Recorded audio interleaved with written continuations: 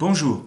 Même s'il n'est pas d'usage de débuter une présentation par des remerciements, Nicolas Crumèche et moi-même souhaitons remercier vivement les propriétaires ayant participé à cette étude, ainsi que le club de race du bulldog français qui l'a autorisé.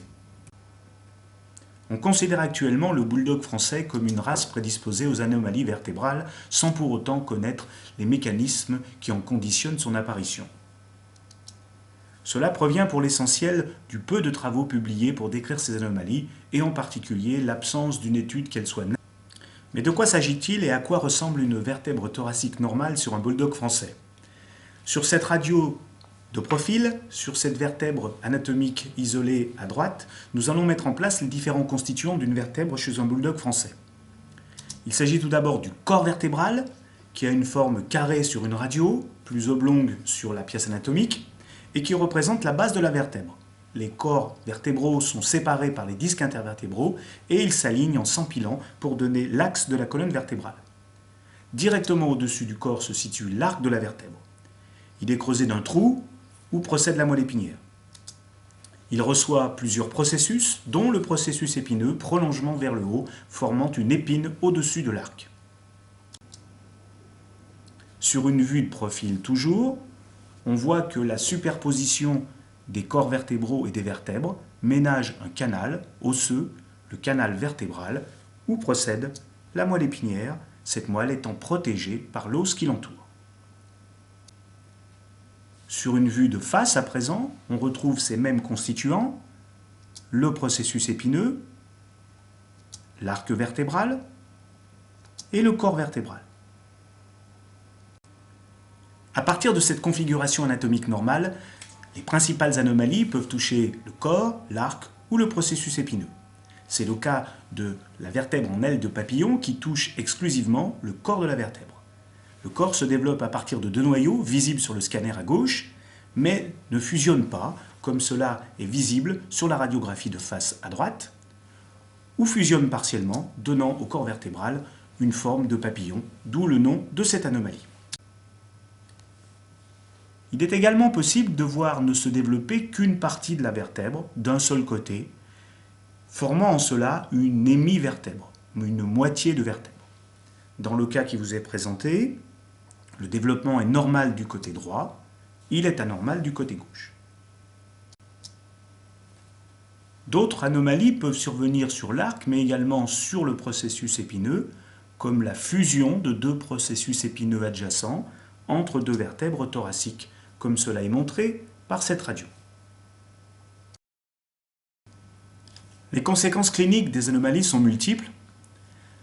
La vertèbre en forme de coin, comme ici, a tendance à se décaler naturellement vers le haut, à entraîner une rupture de pente dans l'axe de la colonne vertébrale et progressivement vient comprimer la moelle épinière. Il en résulte de la douleur, une instabilité, c'est-à-dire des mouvements anormaux des vertèbres, puis une compression de la moelle épinière qui peut résulter en une paralysie, fort heureusement dans un nombre très réduit de cas. Sur cette myélographie, un liquide de contraste qui apparaît en blanc à droite de l'image a été injecté autour de la moelle épinière. Il diffuse normalement jusqu'à la vertèbre. Cette vertèbre cunéiforme montre un déplacement en direction du canal vertébral et une compression de la moelle épinière. Les objectifs de notre étude sont tout d'abord de décrire la fréquence des différentes anomalies pouvant toucher les vertèbres thoraciques chez le bulldog français, puis de tenter d'observer quelles sont les conséquences de ces anomalies sur la forme globale de la colonne vertébrale, ceci en mesurant des angles. Les moyens utilisés ont fait appel à 3 vétérinaires et un statisticien qui ont travaillé ensemble pendant plus de 4 ans.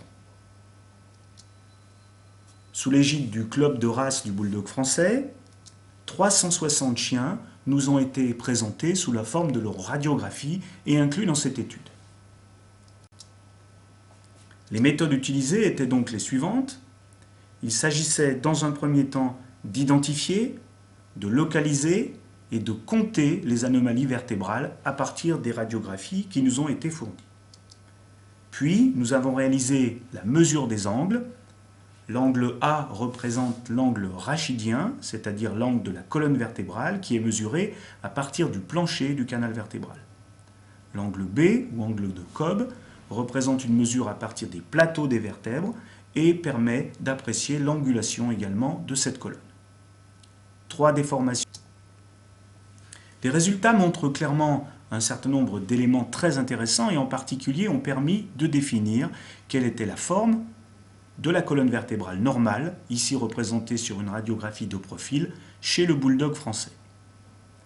L'empilement des corps vertébraux est régulier, ces corps vertébraux ont une forme normale, ils ménagent un canal vertébral qui est aligné, laissant supposer qu'il n'y a pas de compression de la moelle épinière.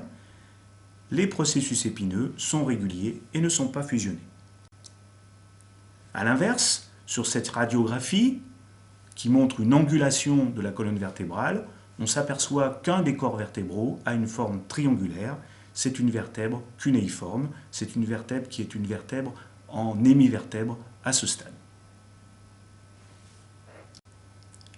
L'analyse globale des résultats montre que 91% des bulldogs français présentent une ou plusieurs anomalies vertébrales sur leur colonne. 36% de ces chiens nécessitent un suivi vétérinaire pour surveiller l'apparition de troubles neurologiques éventuels, dans la mesure où nous avons constaté que ces vertèbres pouvaient être instables. 9% des bulldogs français ont une colonne vertébrale normale.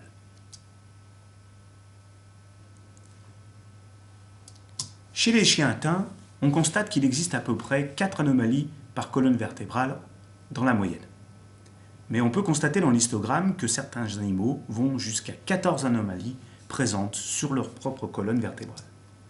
Ces anomalies sont dans près de 85% des cas une hémivertèbre ou une vertèbre en aile de papillon. La colonne vertébrale des chiens sains n'est pas rectiligne. Il existe une convexité naturelle, une syphose, avec un angle rachidien supérieur à 170 degrés. Chez les chiens atteints, cette syphose s'aggrave avec un angle inférieur à 170 degrés. Une déformation en scoliose, à droite ou à gauche, avec un angle de Cobb supérieur à 10 degrés, peut également exister. Les conséquences immédiates de ces premiers résultats sont donc les suivants. La présence d'une anomalie vertébrale, à l'heure actuelle, n'est pas fondamentalement anormale chez les chiens lorsqu'ils ne montrent pas de troubles cliniques. Le problème se pose si cette anomalie est associée avec une instabilité. On parle d'instabilité lorsque l'angle de syphose est très anormal, lorsqu'il existe une subluxation, un décalage entre les planchers des canaux vertébraux, une marche entre les vertèbres, des signes neurologiques ou une douleur chronique. Pour intéressantes qu'elles soient, toutes ces données ne répondent pas à toutes les questions initiales de l'étude. Il faut donc poursuivre et notamment s'intéresser à un certain nombre de cas où les animaux vont présenter des hernies discales, d'autres affections neurologiques, s'ils présentent des anomalies vertébrales. Ce suivi de cohorte va nous conduire à recontacter les propriétaires pour savoir ce que sont devenus les chiens atteints d'anomalies. Il faut également progresser dans la détermination des facteurs à l'origine de l'apparition des anomalies vertébrales, tant sur le plan morphologique que génétique. En conclusion, il nous faut retenir les points clés suivants.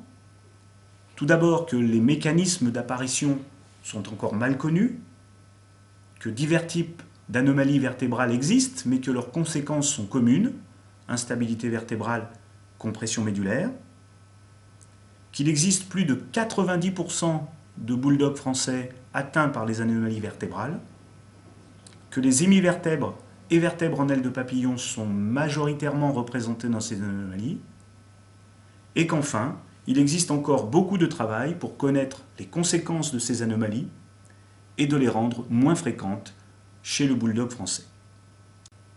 Merci encore de votre attention et nous attendons vos questions, remarques, suggestions pour la conduite de la suite de ce travail.